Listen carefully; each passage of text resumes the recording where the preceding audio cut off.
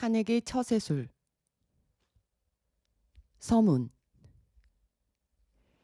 이 책은 15년 만에 완성한 것이다. 우리는 날마다 사람들을 만나고 있지만 대인관계의 중요성을 아는 사람은 드물다. 카네기 공과대학에서 연구한 바에 의하면 인생 성공의 85%는 대인관계가 좌우하며 15%는 지식이 좌우한다고 했다. 하버드 대학의 유명한 교수였던 심리학자 윌리엄 제임스는 이렇게 말했다. 사람은 누구나 절반쯤은 잠든 상태에서 생활한다. 우리는 누구나 심신의 잠재력 중 극소수만 사용하고 있는 실정이다. 일반적으로 인간은 누구나 자기가 설정한 한계선 내에서 움직이고 있다. 인간은 다양한 잠재력의 소유자이지만 그것을 충분히 개발하여 이용하지 못하고 있다. 이 책은 당신 속에 있는 다양한 잠재력을 개발하여 이용하게끔 하기 위해서 쓰여진 것이다. 예를 들면 칭찬을 할 줄 아는 사람은 그만큼 자신의 잠재력을 개발한 셈이다. 프린스턴 대학의 전 총장 존 G. 히베는 이렇게 말했다. 교육이란 무엇인가? 교육이란 인생의 상황을 타개하는 수완이다. 이 책은 당신을 게으름뱅이나 비평가가 아니라 적극적 행동가로 만들어줄 것이다. 허버트 스펜서는 이렇게 말했다. 교육의 목적은 지식이 아니라 행동이다. 데일 카네기. 제1부 사람을 다루는 근본 테크닉. 1. 꿀을 원한다면 벌통을 차지 마라. 1931년 5월 7일 뉴욕시에서는 전대미문의 극악무도한 살인범이자 권총의 명수 투건 크레이 레이를 체포하기 위한 큰 소동이 벌어졌다. 그는 웨스트엔드가에 있는 정부의 아파트에 숨어 있다가 발각됐다. 150명의 경찰과 형사들은 그가 숨어 있는 아파트를 포위하고 천장에 구멍을 뚫어 최루탄을 쏘아 그를 체포하려고 했다. 또한 주변의 건물에 기관총을 배치했다. 약 1시간 동안 뉴욕의 고급 주택가에 총소리가 요란했다. 크로우 레이는 의자 뒤에 숨어서 경찰과 싸웠다. 약 10,000명의 군중이 이 격전을 지켜봤다. 뉴욕의 거리에서는 전에 없는 대활극이 벌어진 것이다. 크레이 레이가 체포되었을 때 경찰국장 E.P. 몰루네이가 발표하기를 투건 크레이 레이는 뉴욕의 범죄사에서 가장 흉악한 살인범이었다고 했다. 경찰국장은 그는 떨어지는 새의 깃털도 명중시킬 수 있는 사나이다라고 말했다. 그러나 투건 크로우 레이는 자기 자신을 어떻게 생각했는가? 우리는 그의 정신 상태를 알 수가 있다. 왜냐하면 경찰이 그의 아파트에 총을 쏘는 동안 그는 이런 편지를 써보냈기 때문이다. 나는 내게 관심이 있는 사람에게는 다정한 사람이다. 그리고 친절한 사람이다. 누구에게도 피해를 입히고 싶은 마음은 없다. 이와 같은 사건이 일어나게 된 동기는 이렇다. 크로우 레이가 롱아일랜드의 시골길에서 애인을 애무하고 있을 때였다. 그때 갑자기 한 경찰관이 다가와 말했다. 면허증을 좀 보여주시오. 이때 크로우 레이는 한마디의 말도 없이 총을 꺼내어 경찰관을 쐈다. 경찰관이 쓰러지자 그는 차에서 내려 경찰관의 권총을 뽑아 다시 한 발을 쐈다. 그러한 살인자가 이런 말을 한 것이다. 나는 다정한 사람이다. 누구에게도 피해를 입히고 싶은 마음은 없다. 크로우 레이는 사형 선고를 받았다. 그가 싱싱교도소의 사형장에 도착했을 때 이렇게 말했다고 보는가? 나는 사람을 죽였기 때문에 이런 벌을 받는다. 아니다. 그는 이렇게 말했다. 나는 나 자신을 보호하려 하다 이런 벌을 받게 되었다. 이 이야기의 핵심은 흉악한 투건 크로우 레이가 자신을 악인이라고 생각하지 않았다는 점이다. 이것이 죄인들만이 가질 수 있는 특유의 자세라고 보는가? 만약 그렇게 생각한다면 이 말을 보라. 나는 사람들에게 큰 기쁨을 주려고 나의 청춘을 보냈다. 그리고 나는 사람들이 좋은 시간을 가질 수 있도록 도와주었다. 그러나 사람들은 나를 비난했고 지명수배된 범인으로 낙인 찍었다. 이것은 암흑가의 왕자 알 카포네가 한 말이다. 그렇다. 그는 미국에서 악명 높은 갱단의 두목이었다. 하지만 카포네는 자기 자신을 악인이라고 생각하지 않았다. 그는 자신을 대중의 방패라고 생각했다. 그러나 세상 사람들에게 인정받지 못한 방패였다. 뉴욕에서 이름난 갱 더치 슐츠도 뉴욕에서 그 세력을 잃기 전까지는 자기가 대중의 방패라고 생각했다.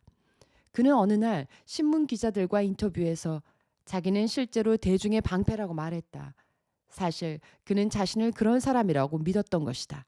나는 싱싱교도소의 왈덴 루에스 소장과 이러한 문제에 관해서 서신을 교환한 적이 있다. 그는 이렇게 말했다. 여기에 있는 대부분의 죄수들은 그들 자신을 나쁜 사람이라고 생각지 않습니다. 그들은 자신을 당신이나 저와 같은 선량한 시민이라고 변함없이 생각하고 있죠. 그러므로 그들은 그들의 행동을 정당화시키기 위해 왜 금고를 털었으며 총을 쏘았는지에 대해 그 이유를 설명합니다.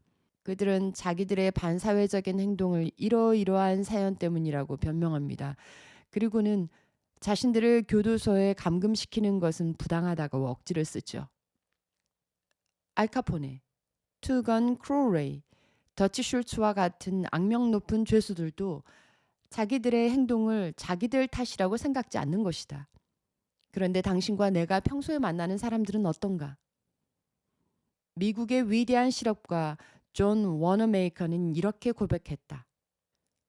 30년 전에 나는 다른 사람을 탓하는 것은 가장 어리석은 일이라는 것을 깨달았다. 자신의 일조차 스스로 생각한 대로 되지 않는다. 하나님이 모든 사람에게 평등한 지능을 베풀지 않은 것에 대해서까지 화를 낼 여유는 없는 것이다.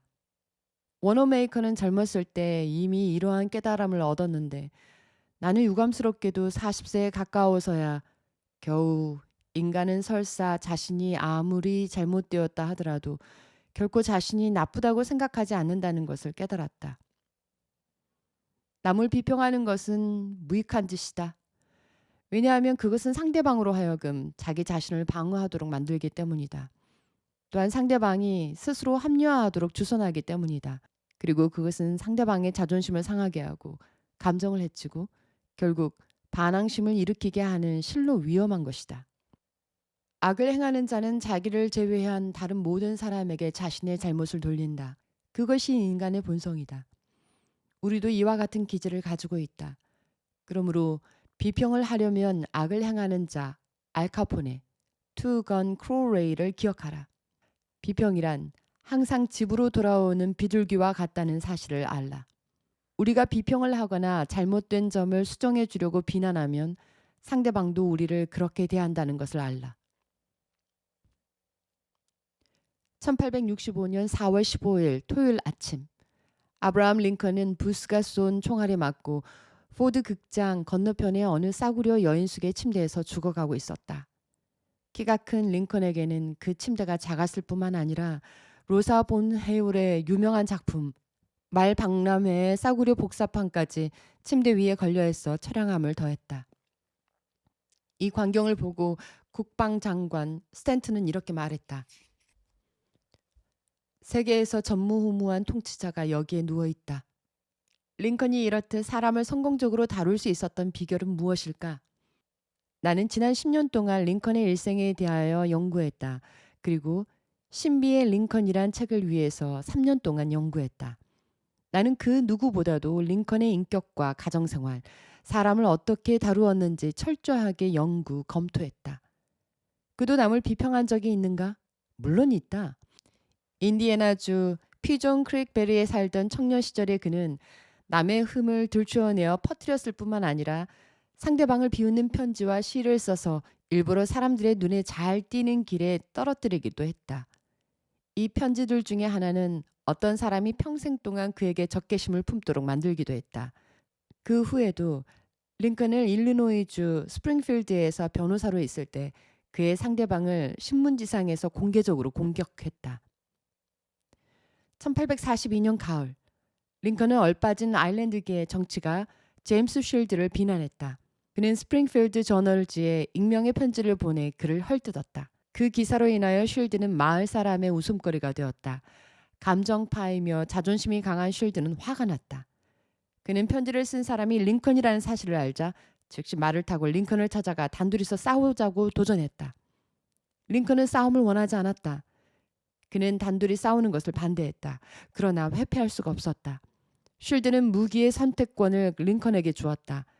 그는 팔이 길었기 때문에 기병용 큰 칼을 선택하고는 군사 출신의 친구로부터 칼을 사용하는 방법에 대해서 조언까지 듣고 약속한 날에 미시시피 강가의 모래 벌판에서 만났다. 그리고 사생결단을 내기 위해 싸웠다. 그러나 마지막 순간에 그들을 지켜보던 입회자가 말리는 바람에 결투는 끝나고 말았다.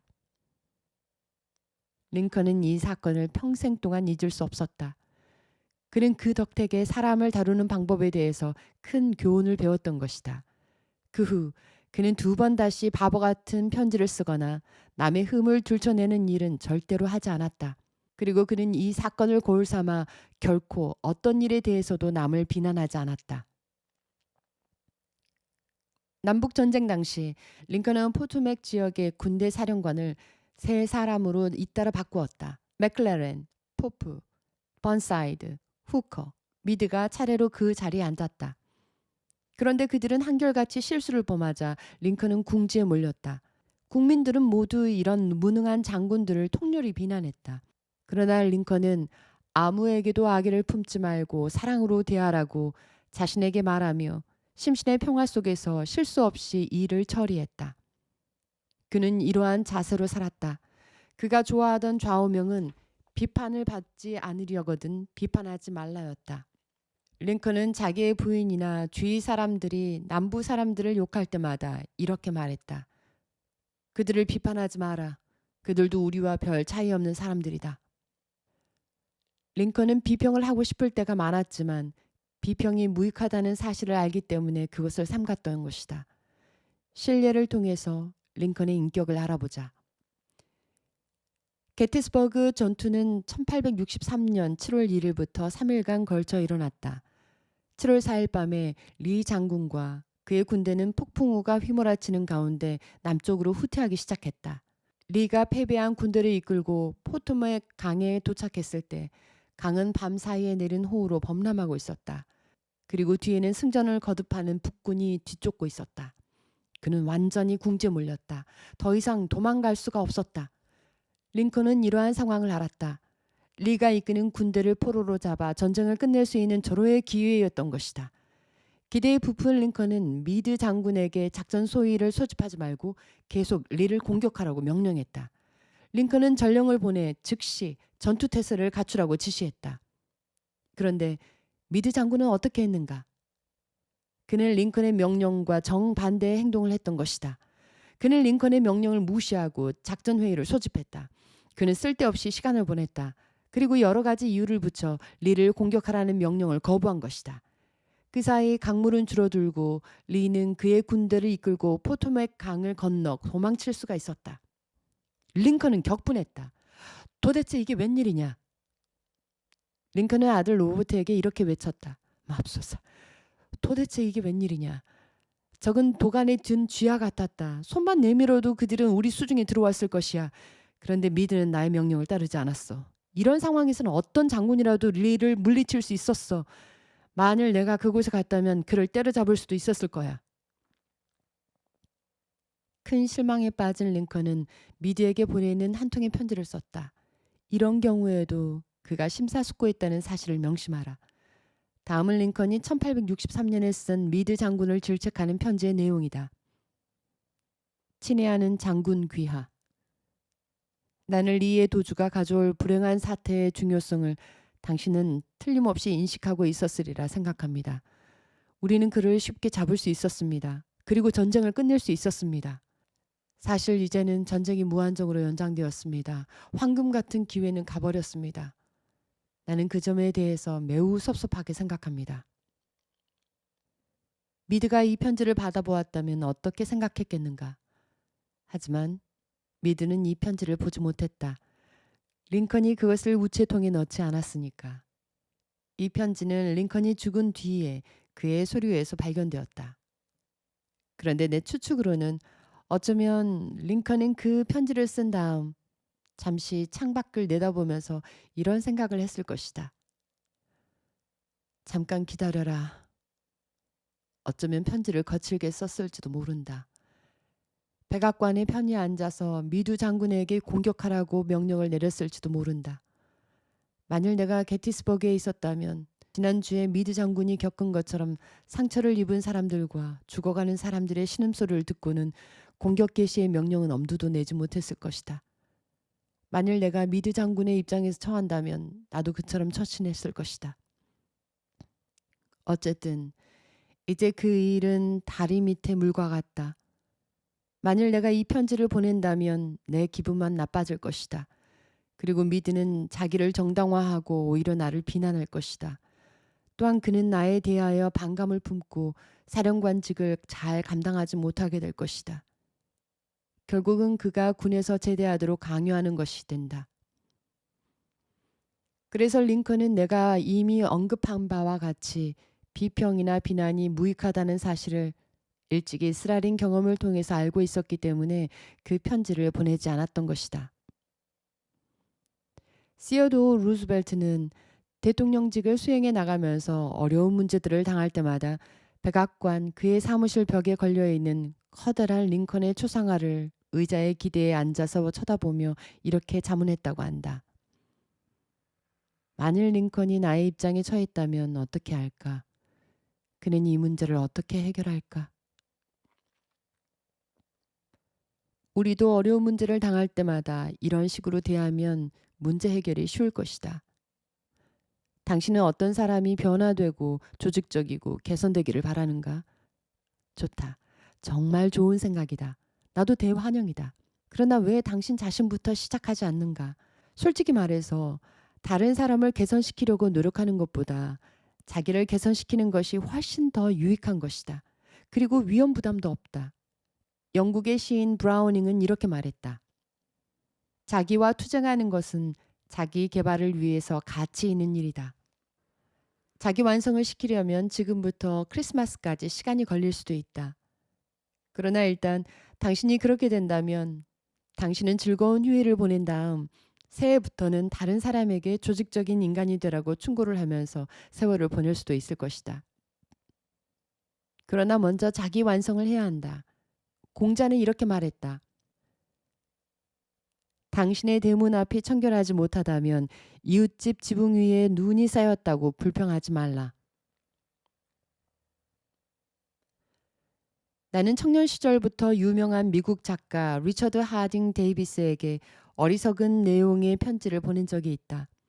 그 무렵 나는 작가들에 관한 잡지 기사를 준비하고 있었는데 데이비스에게 그의 일을 처리하는 방법을 물었던 것이다. 마침 그 몇 주 전에 나는 어떤 편지를 받았는데 편지의 끝부분에는 받아쓰게 하기는 했으나 읽어본 것은 아님 이란 말이 적혀 있었다. 나는 이 글을 보고 깊은 인상을 받았다. 나는 위대한 작가는 대인답게 처신해야 하고 바쁘고 중요한 사람처럼 보여야 한다고 생각했다. 나는 사실 조금도 바쁘지 않았다. 그러나 나는 리처드 하딩 데이비스에게 깊은 인상을 주고 싶었다.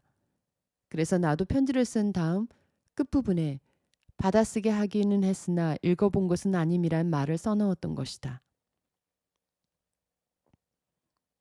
그는 답장 대신에 내가 보낸 편지를 반송하면서 그 여백에 당신은 태도가 매우 불건전한 사람이요 라고 썼던 것이다. 틀림없이 나는 창피를 당했다. 나는 그에게서 비난을 받을 짓을 했던 것이다. 그러나 나도 인간이기 때문에 그 편지를 받고 화가 났다. 나는 그 후 늘 분노를 품고 살았는데 10년 후 리처드 하딩 데이비스의 죽음에 대한 신문 기사를 읽고 마음에 오직 한 가지 생각만이 떠올랐다.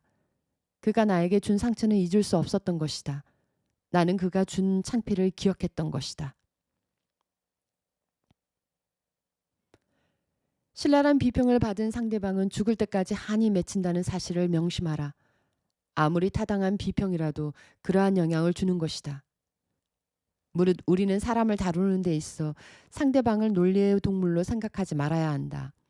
우리는 감정의 동물이고 편견으로 가득 차 있는 자존심과 허영심의 자극을 받는 피조물을 다룬다는 것을 알아야 한다. 비평은 상대방의 자존심을 상하게 한다. 자존심이 상하면 종종 죽음을 초래하는 결과를 가져온다. 대표적인 예로 레너드 워드 장군을 들 수 있다.